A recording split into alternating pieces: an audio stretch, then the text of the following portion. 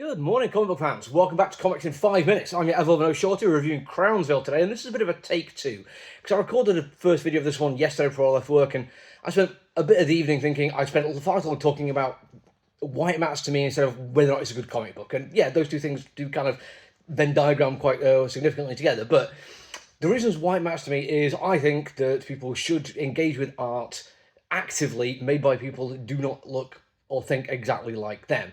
I feel like this is something which gets missed quite a lot, and I don't mean just, watching a TV show or a movie which engages in the trauma porn of how hard it's been for people of colour in the past and still is. I mean, actively look at why they're telling these stories, engage with the creators as much as you can, and also look at the reasoning why they're telling the stories now and how they're telling them. Like, properly dig into it.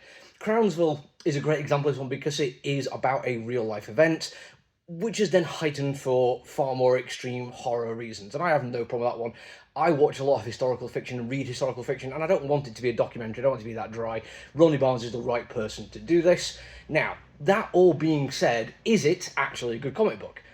Yes, it genuinely is. And I know probably a bunch of people are thinking, well, yes, sure, you've just told us exactly why you're already going to... You've got to have gone in with a bias already, and yes, that is certainly true.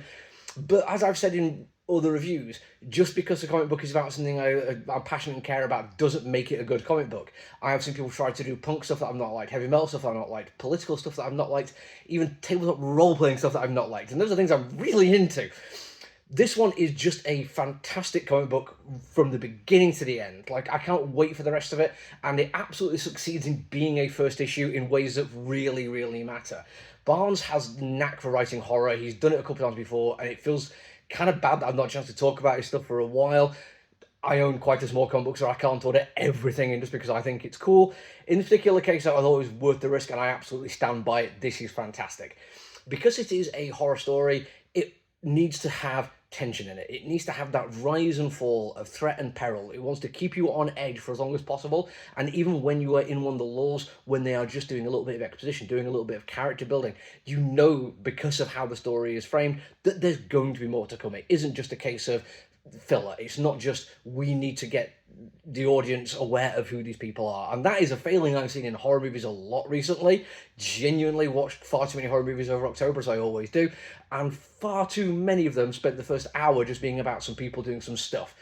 This one, by having multiple focused characters, it gave Barnes a chance to dip in and out of stories and use that to do the rise and fall of tension really effectively, and also drop in those character beats. It was never done for the sake of just telling us who these characters are. It was all done in service of the greater story, and part of that involves that tension and threat and peril and scares, and it does them brilliantly.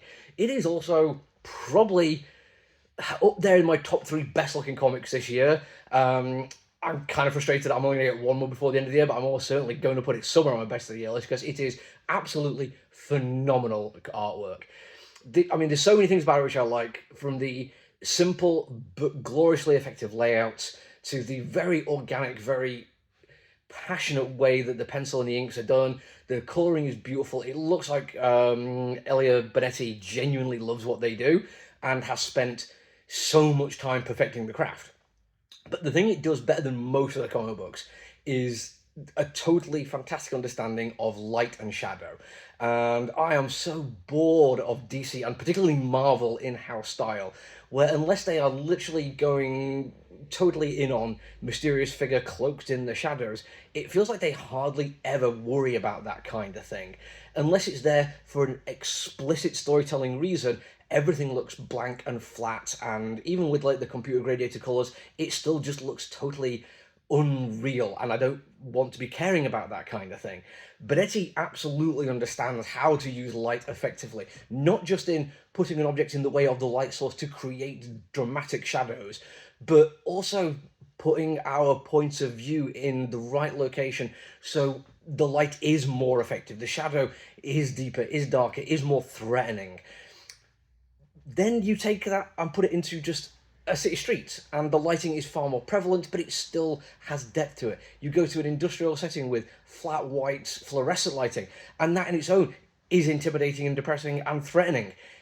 Everything about how the comic book is put together is a masterclass in how you do these things. From the writing, from the characters, the setting, the fact that we have people in an insane asylum and they are scary, but they're not the thing we should be scary of. All these little beats come together to create this wonderful comic book, and I cannot wait for the rest of it. That's it for me for now, though. Until I see you all again, look after you, everyone. Stay safe. Bye.